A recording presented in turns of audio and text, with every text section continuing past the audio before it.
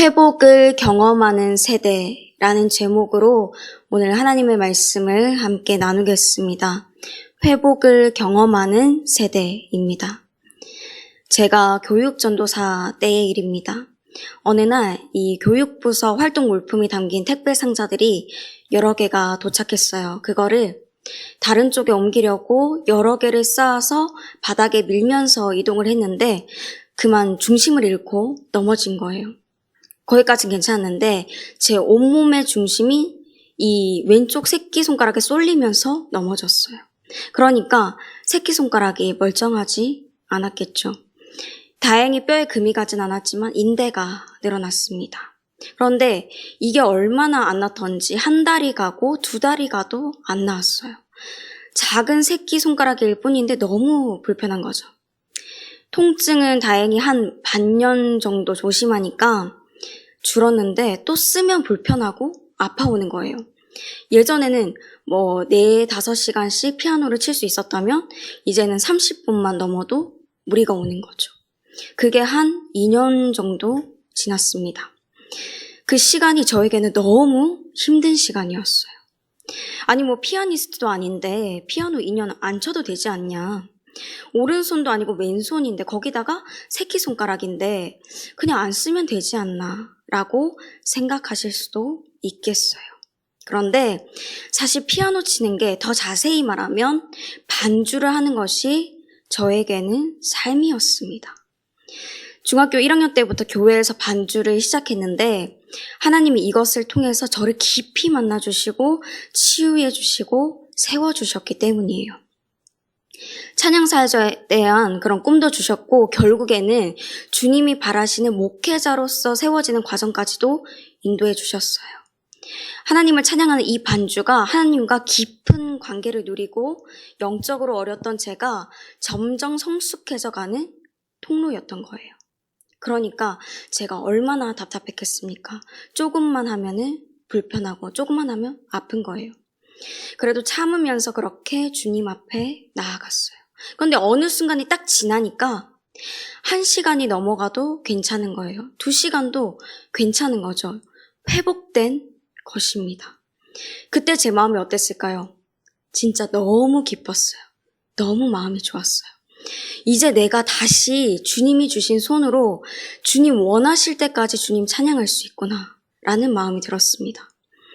이 작은 새끼손가락 하나가 회복된 것도 너무나 감사하고 큰 은혜가 되는데 하나님의 은혜로 예루살렘 성전을 다시 재건하게 된 이 유다 사람들은 얼마나 기뻤을까요? 이들이 단순히 건물이 세워져서 기쁜 게 아니었어요. 성전은 그들 가운데 임재하시는 하나님을 깊이 만나고 새로워지고 성숙해져가는 안식처이고 피난처였습니다. 그래서 다윗도 시편 11편 4절에서 이렇게 노래했어요. 여호와께서는 그의 성전에 계시고 여호와의 보좌는 하늘에 있으며 그의 눈이 인생을 통촉하시고 그의 안목이 그들을 감찰하시도다. 아멘. 다윗은 하나님이 성전에 계셔서 그곳을 통해 만나주시는 것과 결국 왕의 왕 되시는 메시아의 통치를 믿었기 때문에 그 성전과 하나님 나라를 바라보며 소망을 가졌습니다. 아무리 원수들이 애워싸고 방해하고 죽이려고 활을 겨눌지라도 버틸 수가 있었어요. 바로 그러한 성전이 다리오 왕 6년, 파괴된 지 70년 만에 다시 세워지게 된 것이에요. 하나님께서 이사야 선지자의 입을 통해 약속하셨습니다. 고레스가 자유를 줄 것이라고요. 예레미야를 통해 말씀하셨죠. 70년 만에 그들이 다시 돌아올 것이라고요. 이들이 지금 그 현장을 함께 눈으로 보고 체험하고 있는 것이에요. 말로 닿을 수 없는 기쁨이 그들 안에 충만했습니다. 이제 성전 가운데 임재하신 하나님을 깊이 만날 수 있고요. 자유롭게 영광 올려드릴 수 있어요. 이 일을 누가 시작했고 누가 완성하셨습니까? 오직 하나님께서 하셨습니다. 하나님의 은혜입니다.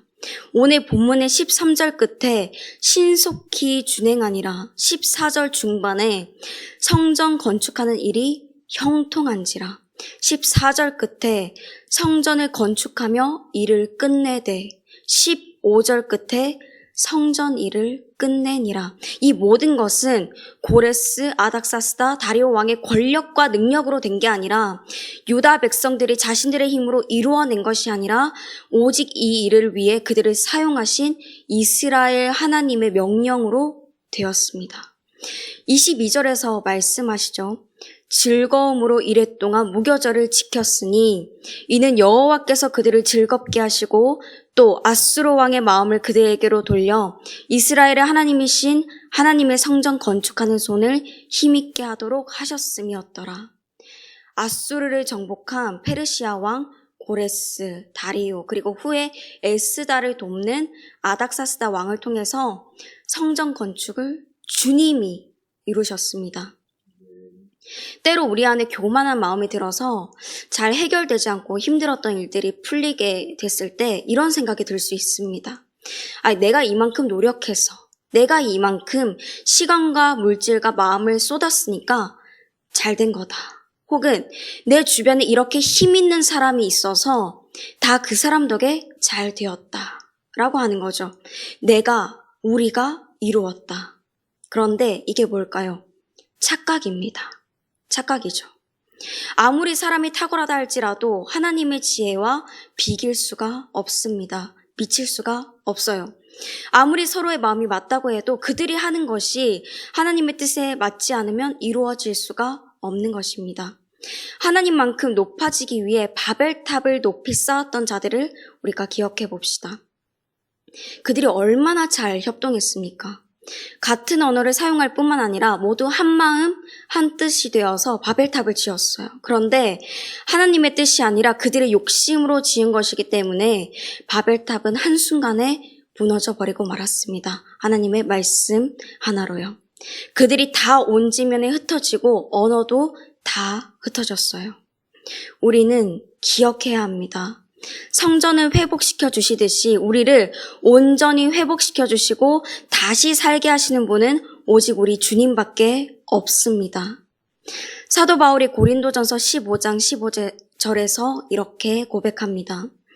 그러나 내가 나된 것은 하나님의 은혜로 된 것이니 내게 주신 그의 은혜가 헛되지 아니하여 내가 모든 사도보다 더 많이 수고하였으나 내가 한 것이 아니오 오직 나와 함께 하신 하나님의 은혜로라. 아멘. 이 사실을 믿음으로 고백하시기 바랍니다. 그럼 여기서 우리는 질문해 볼 수 있습니다. 하나님께서 왜 이 예루살렘 성전을 다시 재건하게 하셨을까요? 성전이 회복된다는 것은 유다 백성들의 포로 생활이 끝났다는 것을 선포하는 것입니다. 다시 말하면 너희의 주인은 더 이상 아수르나 페르시아 왕이 아니라 그러니까 바벨론이나 페르시아 왕이 아니라 내가 너희의 주인이다. 그리고 너희는 나의 백성이다 라고 하는 거예요. 주님의 소유된 백성들이 그들의 주인이 되시는 주님이 다스리는 곳에서 이제는 재앙이 아닌 평안을 누리게 하시기 위해서 하나님이 이렇게 하셨습니다. 그리고 하나님은 지금을 살아가는 우리를 자유롭게 하시기 위해서 하나님이 우리의 주인이 되시고 우리가 주님의 백성 되신다는 사실을 기억하게 하시기 위해서 우리를 하나님의 성전으로 삼으셨습니다. 고린도후서 6장 16절에서 이렇게 말씀합니다. 하나님의 성전과 우상이 어찌 일치가 되리요? 우리는 살아계신 하나님의 성전이라. 이와 같이 하나님께서 이르시되 내가 그들 가운데 거하며 두루 행하여 나는 그들의 하나님이 되고 그들은 나의 백성이 되리라. 그럼 또 한 가지 질문할 수가 있겠죠. 하나님께서 우리를 어떻게 하나님의 성전으로 삼아주셨을까 하는 것입니다. 하나님께서는 다윗의 후손으로 오실 메시아를 약속해 주셨습니다. 그 예수님이 오셔서 우리를 위해 십자가에 못 박혀 죽으시고 다시 사셔서 우리를 주님의 소유로 삼으셨습니다. 그리고 그 예수 그리스도의 이름을 믿는 우리 안에 성령님이 오셔서 거하시는 것입니다. 성령님의 전인 바로 우리는요, 예배 안에서 주님을 찾을 때 만날 수 있습니다. 예배를 통해서 구원의 일을 시작하시고 완성해 가시는 하나님의 은혜와 깊은 진리를 성령님의 은혜로 인해서 깨닫고 누릴 수 있게 되었어요. 전혀 회복될 수 없다고, 불가능하다고 느껴지고 보여지는 상황과 환경을 넘어서 이제는 완성될 하나님 나라를 꿈꿀 수 있게 된 거예요. 하나님이 우리를 이런 자들로 회복시켜 주셨습니다. 구원의 기쁨을 주님 안에서 날마다 누릴 수 있도록 주인을 바꿔주셨어요. 그렇기에 지금 우리는 충분히 우리 세대에서 하나님의 역사하심을 볼 수 있습니다. 유다 백성들과 같이 회복을 경험할 수 있는 세대예요. 그러므로 우리가 기대함으로 나아갔으면 좋겠습니다. 우리 앞에 끝나지 않을 것만 같은 이 코로나19도, 전쟁들도, 취업난도, 그리고 어려운 연애와 결혼도, 출산도, 일도 더 이상 문제가 되지 않을 것입니다. 풀릴 것이에요. 우리의 믿음의 다음 세대가 일어난 역사를 우리는 보게 될 것입니다. 이 사실을 믿으시기 바랍니다. 우리는 단지 주님의 말씀에 순종해서 우리를 드리면 됩니다. 이제 유다 백성들이 성전 봉헌식을 합니다. 이 성전은 주님의 것입니다. 주님이 다스려 주십시오 라는 의미로 하는 거예요. 속죄제를 드리고 많은 짐승을 가지고 주님께 드렸죠. 그리고 모세의 책, 바로 하나님의 말씀을 따라서 제사장과 레위 사람들의 분반과 순사에 따라 세워서 성전을 지켰어요. 이 순사가 계속 돌아가면서 번제와 분향을 하기에 예루살렘 성전의 제단은 그 제단불은 꺼지지 않았습니다. 지성소 앞에 있는 향로의 불, 이 기도의 불이 꺼지지 않았어요. 또 한 가지, 유다 백성들은 거룩하신 하나님 앞에서 정결하게 나아가 유월절 절기를 지켰습니다. 이처럼 내 것을 구하고 나를 위해서 살아가는 게 아니라 내 생각을, 내 가치관을, 우리의 삶까지도 주님이 다스리시도록 드리는 거예요. 또 우리가 모인 곳에서 기도의 불이 꺼지지 않도록, 찬양이 멈추지 않도록 기쁨으로 예배드리는 거예요. 나아가서 삶으로 예배드리는 것입니다. 또한 우리의 힘을 의지하는 게 아니라 우리를 온전히 깨끗하게 하시는 오직 예수님의 피를 의지해서 날마다 새로워지고 우리 자신을 주님 앞에 구별하여 드리는 것이에요. 그럴 때 우리의 삶을 회복시키시고 우리 나라와 민족을 회복시키시며 온 세상 가운데 역사하시는 주님의 은혜를 볼 수 있을 것입니다. 또 한 가지, 그 기쁨을 우리만 누리는 게 아니라 우리를 통해 하나님을 알게 되고 예수 그리스도를 믿게 되어서 죄에서 떠나 성령님의 거하시게 된 이들과 함께 누리게 될 것입니다. 21절 말씀을 쉬운 성경으로 읽겠습니다. 그리하여 포로 생활을 마치고 돌아온 모든 이스라엘 사람이 유월절 양을 먹었습니다. 유다 사람이 아닌 이웃 사람들도 그들의 부정한 생활, 방식을 버리고 유다 사람들과 함께 유월절 양을 먹었습니다. 그들은 이스라엘의 하나님 여호와께 예배를 드렸습니다. 아멘. 하나님은 우리에게 우리의 삶을 회복시켜 주시고 또한 영적인 회복을 주기를 바라십니다. 또 우리가 그것을 누리기를 원하세요. 그러므로 주님이 주시는 회복을 기대하면서 하나님의 말씀에 순종하여 우리를 드리면서 나아가 그것을 함께 보고 듣고 경험하는 우리 세대, 저와 여러분이 되기를 소망합니다. 함께 말씀을 기억하시면서 찬송가 9장 부르겠습니다.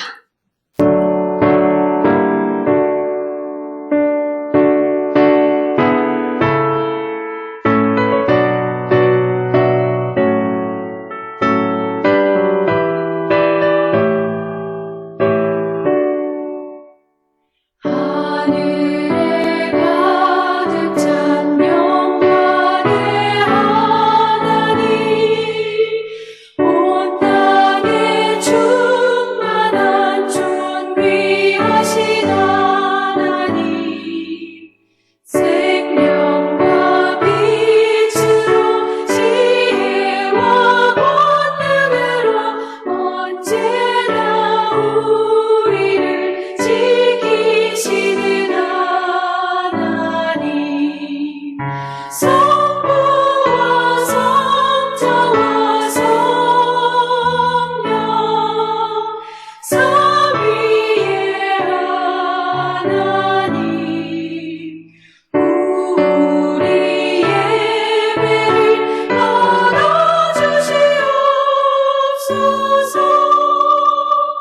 사랑이 넘치는 자비하신 하나님, 은혜가 풍성한 구원의 하나님, 참회의 심령에 평안을 주시옵고 죄악과 허물을 용서하여 주소서.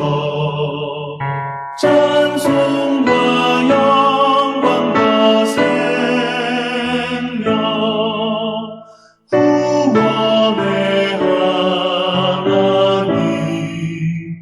우리 예배를 받아주시옵소서.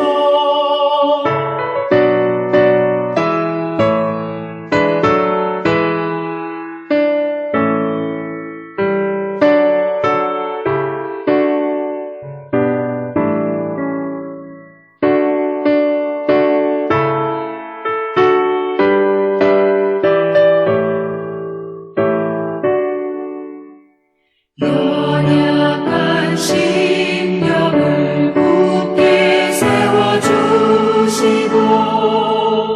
우둔한 마음을 지혜롭게 하시고 주의 뜻 받들어 잠들게 살아가며 주 말씀 따라서 용감하게 하소서. 권능과 지혜와 사랑, 은혜의 하나님, 우리 예배를 받아주시옵소서. 주 앞에 나올 때 우리 마음 기쁘고 그 말씀 인되어 새 희망이 솟는다. 고난도 슬픔도 이기게 하시옵고 영원에 있게요 살아가게 하소서. 우리의 자랑과 기쁨 생명의 하나님, 우리 예배를 받아주시옵소서.